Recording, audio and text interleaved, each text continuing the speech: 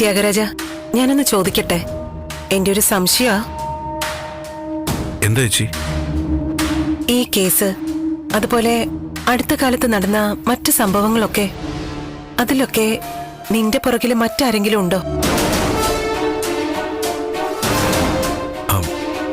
എന്താ ചേച്ചി? അല്ല, എന്റെ സംശയങ്ങളാ. ഇതൊക്കെ ഒറ്റയ്ക്ക് നിന്റെ കയ്യിൽ നിൽക്കില്ല. ഒരു സഹായം നിനക്ക് എവിടുന്നേലും കിട്ടിയിരുന്നോ? എന്ത് സഹായം? അതൊക്കെ കഴിഞ്ഞു ചേച്ചി. അത് മാത്രമല്ല, ഞാനിപ്പോ ഒരു മാറ്റത്തിന്റെ പാതയിലല്ലേ. ചേച്ചി ഇങ്ങനെ പഴയ കാര്യങ്ങളൊന്നും ഓർമ്മിപ്പിക്കാതെ. ശരി, എങ്കിൽ ഞാൻ വിളിച്ച കാര്യം പറയാം. എന്താ ചേച്ചി? എന്നെ പ്രഭ വിളിച്ചായിരുന്നു. ആണോ? ഇന്നവിടെ ദേവികയുടെ നന്ദന്റെ വിവാഹ വാർഷിക. അതിന്